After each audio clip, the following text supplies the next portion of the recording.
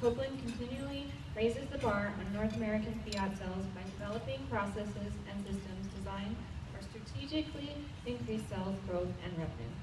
She is also the co-author of New York Times bestseller, Succeeding Against All Odds, a book described as the chicken soup for the soul for inner entrepreneurs. Copeland shares the story of the bet. Please welcome Lisa Copeland.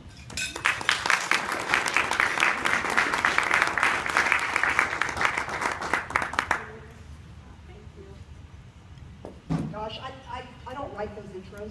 So, sometimes you think, I wonder if this is what they're going to say at my funeral.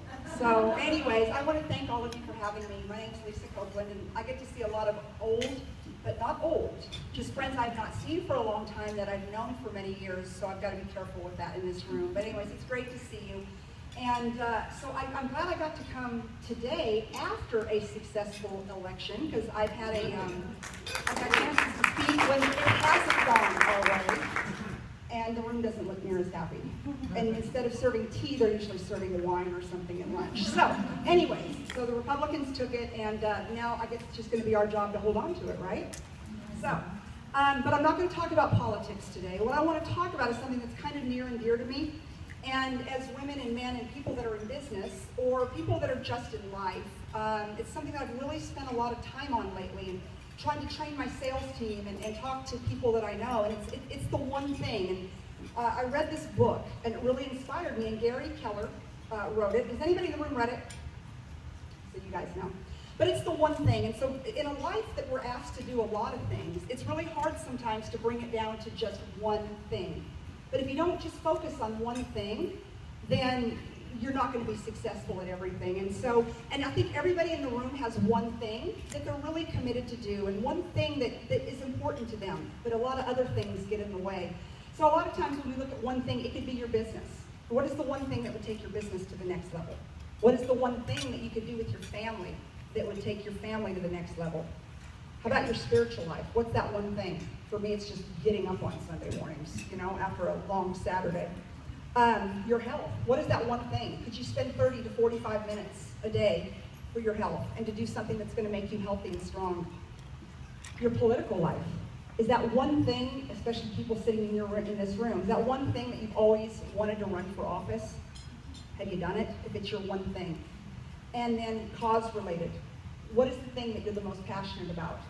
Well, as women and men, but I'm going to focus on the women for just a little bit, we tend to have we want to have the one thing in all 6 areas. Right? I know I do. It's my one thing. Like on Monday, my one thing is I've got to wrap up from Saturday's car sales.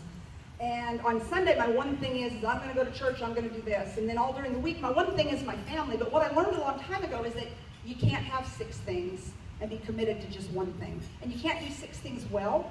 You can only do one thing well. So I'm going to kind of outline what it is for the one thing. And I think everybody in this room has a one thing, and it doesn't matter what that one thing is that you're committed to do. It doesn't matter, no matter what that is. But here's some of the ways to get to that one thing, and then I'm going to talk about some of the things that are going to keep you from success on that one thing. And a lot of this is because I know from firsthand experience. So how do you make the one thing part of your daily routine? As women and as business owners and as elected officials, there are so many people pulling on us and pulling on our time all the time. So that one thing at 8 o'clock in the morning is not the same thing that it is at 9 o'clock in the morning. And at 10 o'clock in the morning, that other one thing just called. And what happened to the one thing at 8 o'clock in the morning? So you have to understand what your one thing is. And I want to challenge everybody in the room. Again, whether you're a public servant, if you're a business person, if you are retired, if you are in school, whatever it is, what is that one thing that gets you up in the morning? And it's going to be different for everybody. So you have to understand it, you have to believe it, and it must take action in your life, or you won't take action. The one thing, I think I'm going to go on a diet on Monday. Well, I can tell you by Tuesday night, I want a glass of wine. I think, I'm going to start on Wednesday, right? And I think we all do that. And so making that one thing part of your daily is you have to start asking yourself, what's the one thing I can do today? When you do this, your direction becomes clear. And I think that especially it's hard because so many things in this world are pulling on us. You have to make it a habit.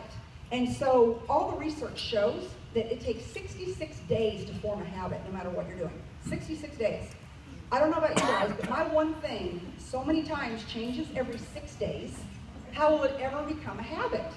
But 6 days ago, I was very, very committed to that one thing. But then something new comes up. And so I've really made myself decide, whether it be a New Year's resolution, a 1-month resolution, whether it's in my business, like for myself right now, my one thing is my business.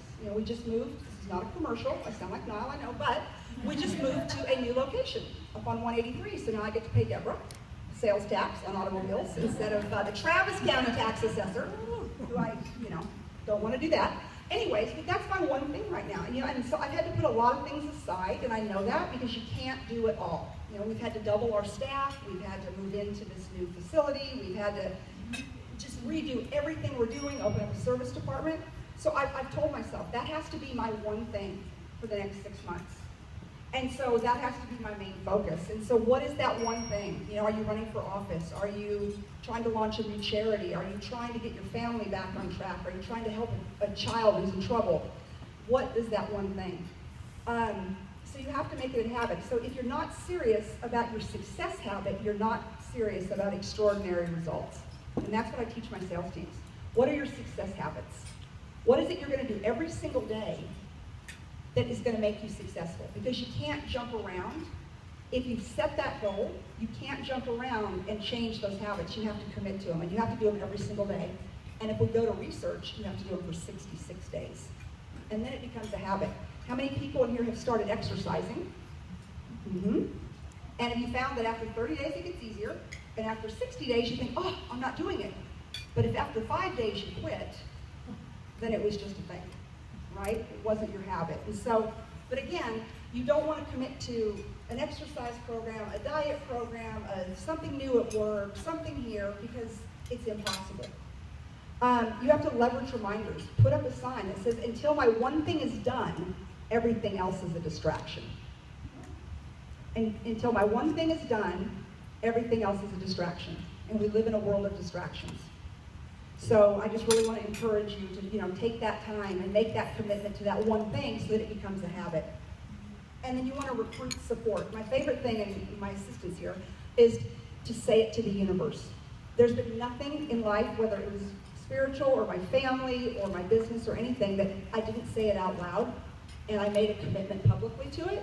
Because then when you do that, you tend to stick to it better. You have to say it out loud. You have to say it to the universe. That's one way to start making that commitment to the one thing. Because you have to have other people hold you accountable, whether it's your boss or your family or whoever it may be. So I want to just really, and a lot of times we're afraid to say it out loud because you know why? What if we fail? What if someone really actually holds us to that one thing?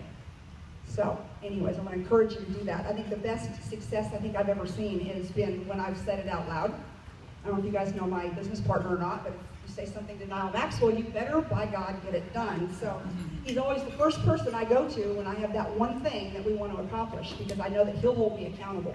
So who's that person that holds you accountable, either in life or in business or wherever it may be? So number 4 is what lies between you and success. And this is more so for the women, possibly. But the number one thing that keeps us from doing the one thing and keeps us from success is multitasking. So I don't care what anybody says. I always like to tell my husband, you can only do one thing. One thing. That's all you know how to do. And but I can multitask. Well, multitasking is a lie. You really can't multitask because all you're doing is shoving something somewhere else. So multitasking is impossible. Nothing gets done properly or gets finished properly. And then willpower is always on will call. One of the things that we say is you've got to have willpower because you're weak if you don't have willpower. There's no such thing. Because if you try to deny yourself something, what happens? You want it worse. You can't stick to 66 days. You can't accomplish the one thing. So you have to live in moderation. So to deprive yourself is dangerous. It's all about moderation. And then you don't want to spread your willpower too thin. Diet, work, exercise. I don't know. Like I said, I think I start a diet every single week. I start a commitment to get up at 5 o'clock in the morning. I can do it for 2 weeks, and then I'm tired. Like, I'm tired, I want to go to sleep, I want to sleep in. Then I think, well, next week I'll just start it again. But so if you put yourself on a track that you can't succeed. And so if you're trying to get up at 5 o'clock in the morning and exercise, and then you're trying to get to work by 8 a.m. because you've got so much you have to do when you get to work because you're building this new business, and then when you get home at night, you're going to commit to spend more time with your family, and then you want to get up early on Sunday mornings, which in my world is my only morning to sleep, so then I just let myself down and God. You get into this do loop. So what is that one thing that you're willing to give up all the other things to do? And then you have to monitor your fuel gauge. It's the quickest way to burn out. And so we tend to want to go into overdrive. When we have that one thing, or when we're trying to do something big, we go and we go and we go and we go, and I'm very known for it. But then what happens when you crash? You start giving up the one thing. You start giving up what's important. You start saying, you know what, I'm going to put that on the shelf for right now. So you have to monitor your fuel gauge. But I'll tell you, if you'll commit to exercise and some of those things, you're going to have more fuel. But an exercise program or a life-changing program, you have to be careful because that is the one thing. So you have to do that first. And so I just want to encourage everybody. And then number 3, it's a balanced life. Like, everyone start laughing. Nobody has a balanced life. It doesn't exist. And I think that people, for so many years, people say, well, how do you do it all? And back in the day, when I was a little bit younger, I'd say, oh, it's easy, I do this, I do that. Well, it's a lie, I made it all up. You don't do it all. Something sacrifices, right, Lisa? You don't do it all. I mean, you might tell people you do, but you don't. Maxine, you can't do it all, except for you. That lady right there was my precinct chair for years, and she would come up my driveway, about 3 acres up in Tonkawa, and she could outrun me any day of the week.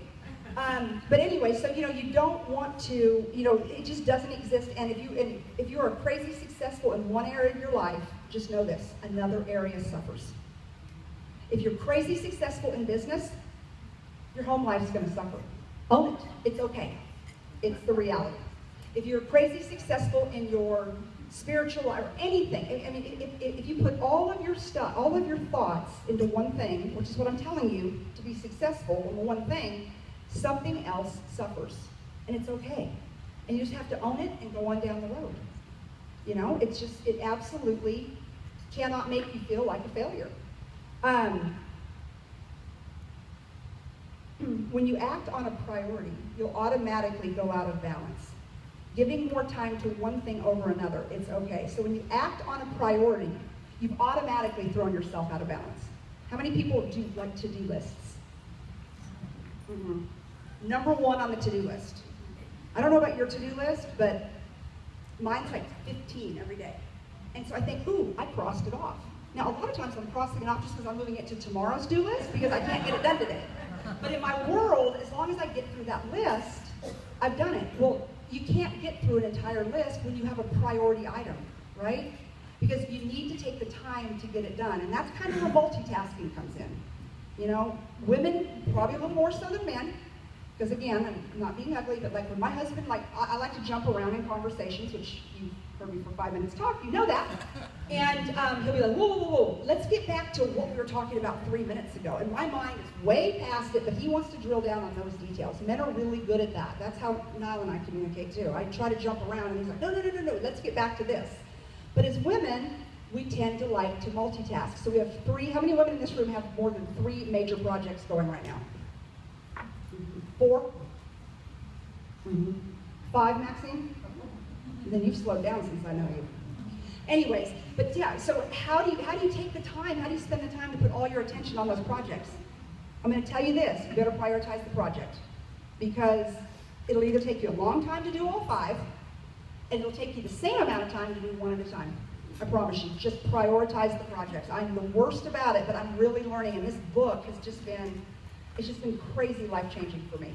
Because I just, it really made me realize that if I don't just do that one thing and get it done, it's going to sit out there while I'm trying to do the other 4 things alongside of it.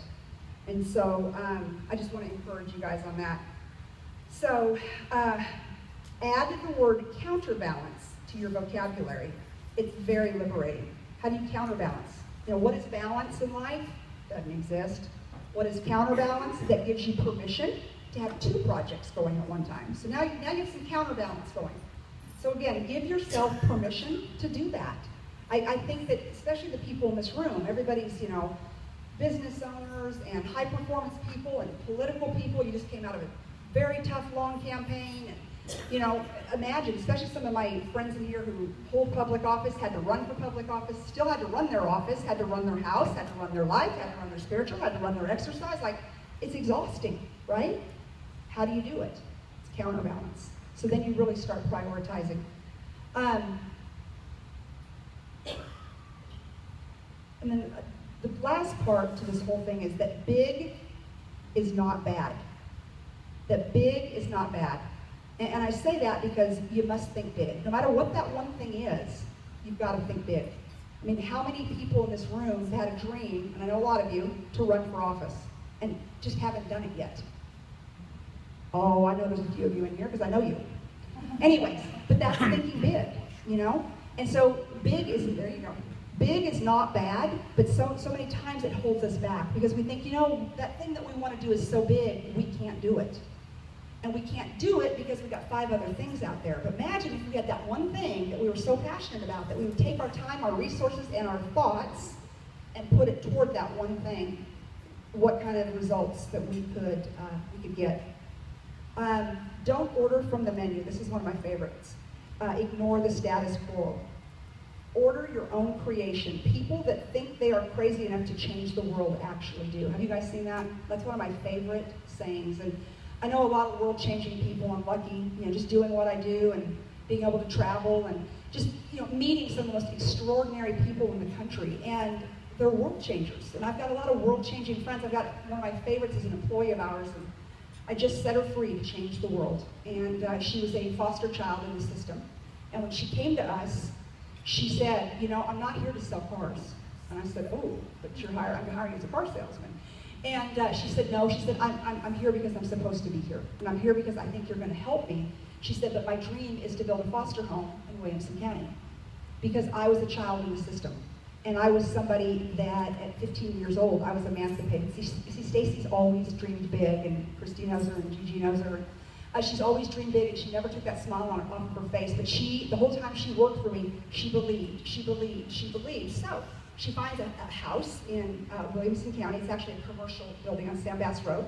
The contractor, and she had no money. Let's just put that one out there. The contractor, John King, he said, I'm going to build it for free. John Loman, I'm going to do the architecture plans for free. Now, she never made me ask. This is how inspiring she is. Because she had the one thing. It was her one thing was to save these children. Selling cars was just a byproduct to get to me and some other people that could maybe help her do her one thing.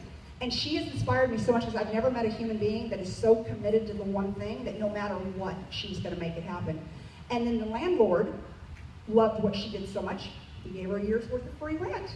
Now again, she's never asked for anything, but it's because she believes so much in the one thing that she never ever diverted or never ever changed her thought process. And there were so many days that she didn't think it was going to happen. So she came to me the other day and she said, do you think it's time for me to go? And I said, it's time for you to fly. Because you've done your one thing. You're going to change the world, and you're going to change the lives of 15 to 18 children that are in transition every single month through the foster care system. And that's what you need to do. And I said, Stacey, the thing that I love the most about you is that you've never varied off the one thing. And you know, you've been shot down so many times. And she said, but I know in my heart it's what I'm supposed to do.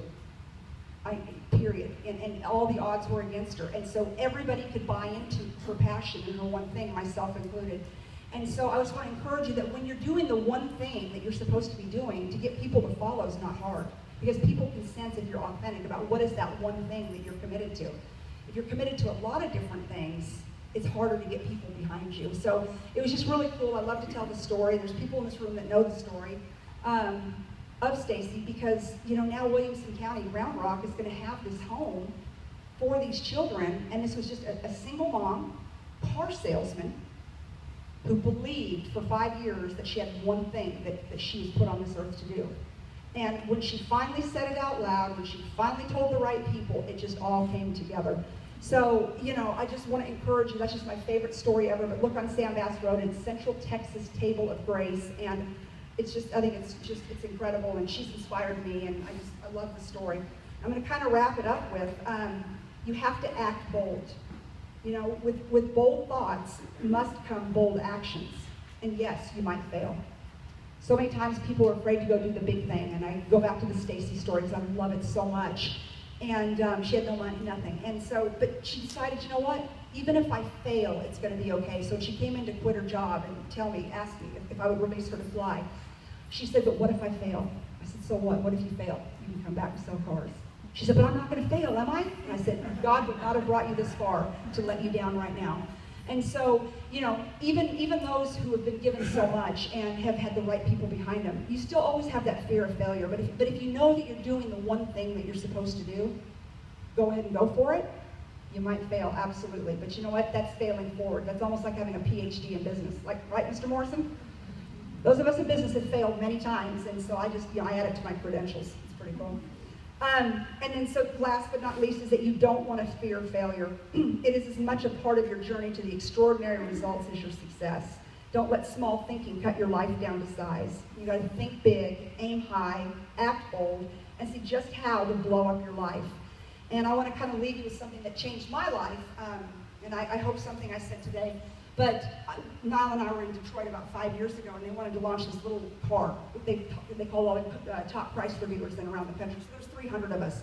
And they got us into a room, and they said, hey, we're going to launch this one car, this one little Italian car. We're going to bring it back to America. And we're all like, oh, fix it again, Tony. And Maxwell was so excited about it, and I'm like, I'm not so excited because I'm knowing whose project it's going to be. And anyways, so you know, I listened to the whole spiel, as did 300 other car dealers, and a gentleman stood up and he said, when was the last time you did something for the first time? When was the last time you did something for the first time? And I look at some of my friends that are sitting in the audience, my friend Gigi, and some of the people that I know, you know, when you decided to go run for office, you know, because you wanted to do nothing but serve. And I look at some of my friends, and I look at myself, but that's the day, that's the moment that I knew. I looked at Niall and I said, you know what, I've never launched a brand before. We might fail. It might cost you a lot of money, but let's do this thing. Because you know what? I want to be able to tell my kids and my grandkids and everybody else that I tried, and I've never done anything like it before. So, you know, when was the last time you did something for the first time? And I just want to encourage everybody out there to go find what that one thing is and, you know, change the world and just do big things, because I think that our families are owed it. Our city is owed it, our county is owed it, and our country's owed it. And I think there's just a lot of people nowadays that aren't willing to do that. They kind of want to rely on the system. And I'm here to tell you that you don't have to rely on the system, that we can all go out and pick what our one thing is and change the world. Thanks.